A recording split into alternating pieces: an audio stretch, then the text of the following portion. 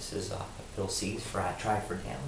I'm going to do a little video log or a little video entry on that race report for Ironman Lake PLacid. Overall, I think it was an awesome day for me.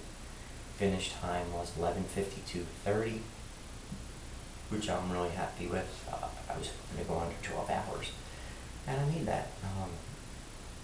All in all, I think it was a pretty good day for me. Swim, pretty uneventful swim. My time on the swim was like 1:21, some change. My plan for the swim was to start wide, just stay wide. Everything you hear about Lake Placid swimming is that it's a dogfight in the beginning. So I stayed wide the whole day. Probably swam a little extra, but I really didn't mind. I didn't get beat up at all to swim, and I had breaststroke the whole thing because of my shoulder, and that was okay with me. My plan was to get out of the swim and onto a bike in an hour and a half, and I think with my T1 time I was able to do that. So felt really good getting out of the water. Wetsuit peelers, just yank your wetsuit right off, which is great. You run about not even a quarter mile into the oval. Grab your transition bag for the bike, head into a tent. Volunteers in the tent are great. They help you with everything you need. One thing I did forget to pack in my bag was some sunscreen, because I missed my legs with this guy who was in there sunscreen, and I missed the insides of my arms. So I'm pretty burnt right now on the inside of my arm and the top of my legs.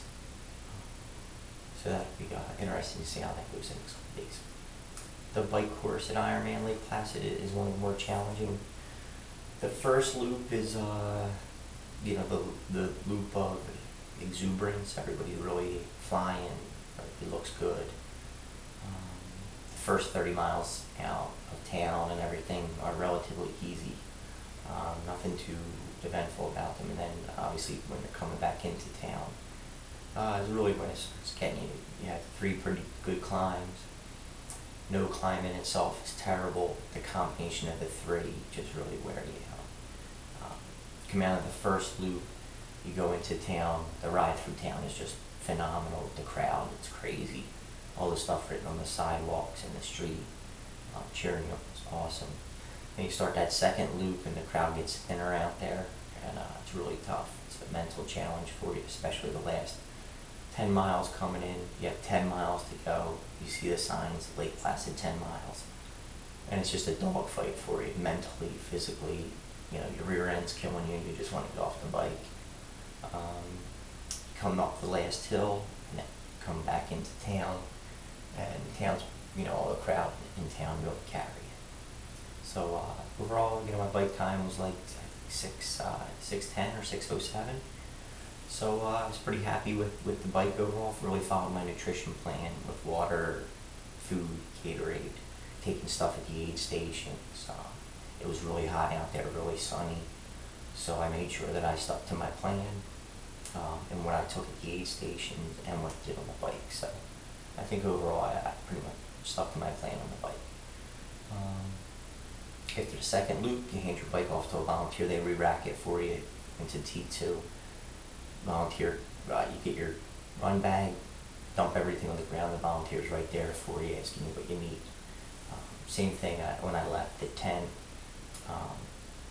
I asked them to put some more sunscreen on me because it was so hot out on the course. And then where we were staying, we were right outside, a quarter of a mile, not even, from the Olympic Oval. So you come out, you run downhill a little bit. I was able to see my family, get some pictures taken, and then start the run.